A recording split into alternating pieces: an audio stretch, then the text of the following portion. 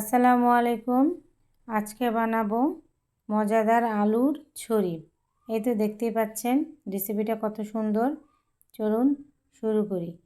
আমি কয়েকটা আলু ধুয়ে প্রেসারে সিদ্ধ বসায় দেব। সামান্য একটু পানি দিয়ে আমি আলুগুলো গ্যাসে বসিয়ে দিলাম। আলুগুলো আমার সিদ্ধ এবার হয়ে গেছে, আমি এগুলো ছিলে নিচ্ছি।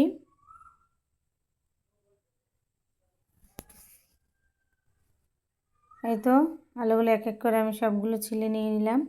এবার আমি আলুগুলো ম্যাশ করে নিব। আমি স্টিলের গ্লাস দিয়ে এগুলো ম্যাশ করে নিচ্ছি। এই তো আমার হয়ে গেছে। এবার এর মধ্যে আমি 1 চামচ উঁচু করে কর্নফ্লাওয়ার, জিরার গুঁড়ো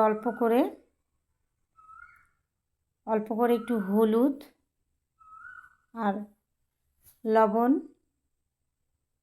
আর শুকনো ঝালের গুঁড়োটা আমি একটু বেশি করে দিছি যেন একটু ঝাল ঝাল লাগে খেতে।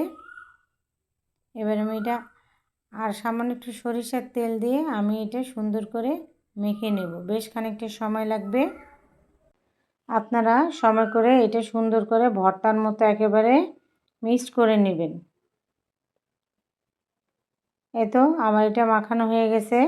আমি এটা 10 মিনিটের মতো প্লেট দিয়ে ঢেকে রেস্টে রেখে দিব। 10 মিনিট পরে ফিরে আসছি। এই তো দেখতেই পাচ্ছেন এরকম হয়েছে।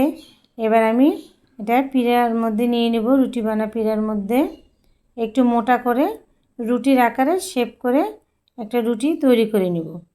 তারপরে ছুরি দিয়ে খুব একেবারে চিকন না, একটু হালকা মোটা করে আমি কেটে নেব।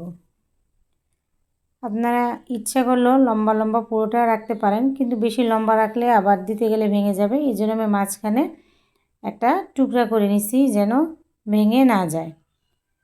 এই তো আমার এটা বানানো শেষ। এবার আমি গ্যাসে কড়াই বসায় দিছি, তার মধ্যে তেল দিয়ে দিলাম। অবশ্যই কড়াইটা একটু গরম করে নেবেন।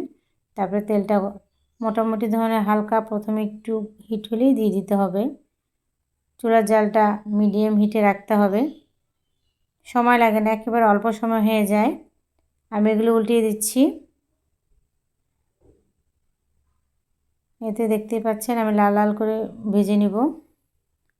আমার এগুলো ভাজা হয়ে গেছে, আমি কয়েকটা উঠিয়ে নিচ্ছি।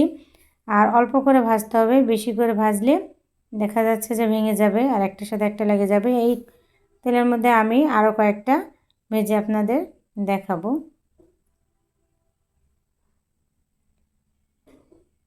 এগুলো আমার এক পিঠ হয়ে গেছে, আমি উল্টাই দিচ্ছি। আমার এগুলো ভাজা হয়ে গেছে, আমি এই কয়েকটা উঠিয়ে নিব। এবার আপনাদের প্লেটে করে আমি দেখাচ্ছি। দেখেন দেখতে কতটা সুন্দর হয়েছে। উপরে শক্ত কিন্তু ভিতরে একেবারে নরম। আমি আসলে ক্লিপটা উপরে উঠে ফেলছি তাই দেখাতে পারিনি আপনাদের, নাহলে দেখাতে পারতাম। আপনারা চাইলে এভাবে আলু দিয়ে মজাদার এই রেসিপিটা বাসায় বিকেলের নাস্তা হিসেবে রাখতে পারেন।